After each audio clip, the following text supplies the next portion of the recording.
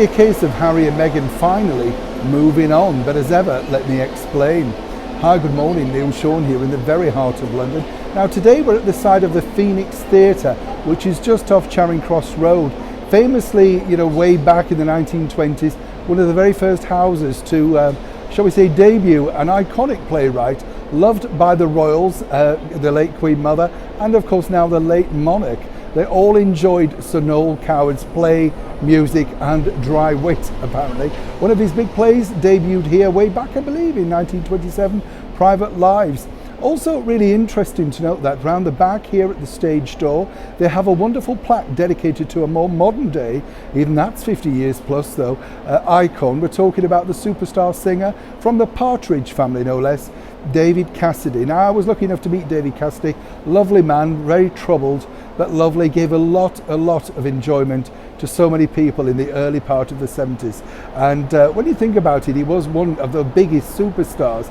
I was watching a film about him recently, in fact, and it said he decided to retire because he got fed up of all the fans chasing him round, and he was something like 24 at the time, but he could afford to retire. Wow, must have made a lot of money back in those days. This is the home of drama, and as ever, we're talking drama with Harry and Meghan, who seemingly are never one step away from the latest problem. But as ever, what is it? Well, the bigger problem now for Harry and Meghan is, if you recall way back when they decided to leave the British monarchy, they wanted a quieter life. That was the story, wasn't it, that they told everybody, wanted to move away, didn't necessarily want to be part of the royal circus. And then we found out that actually they were planning all sorts of things, almost from the ink being dry on the marriage certificate. So you couldn't necessarily believe what they were saying was true. I think what's interesting, the bigger picture in fact, is that when you look at it also with Harry and Meghan, they clearly had a plan, and I'm not sure whose plan it was, whether it was the one that he was festering for many years or whether it was one that she came up with. But now when you look at the plan, it's all becoming a little bit tedious, isn't it? The deals aren't working and their popularity's plummeted. So now is the idea to go back to the original plan. That's right, let me explain. Well, as you know, the original plan really, and Harry did this with most of the paramours, that's girlfriends by the way to you and me, that he took out for a short period, they all went to Africa. And if you recall, way back at the very start of all these troubles, Her Majesty the Queen said, that if they wished, they could base themselves out there for a year to see if they liked the lifestyle, all that sort of stuff. No one ever bought the deal that Meghan Markle was going to be roughing it in some mud hut, did you? But of course, Africa's not like that. It's a very glamorous place. Like everywhere in the world, there's good and bad bits about it.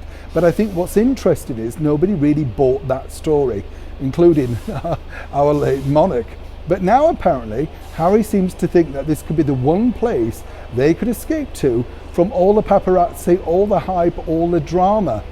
Now, Harry's had a light bulb moment, right? But is this the light bulb moment that his wife, Miss Markle, wants? Whatever you think, she is addicted to the camera.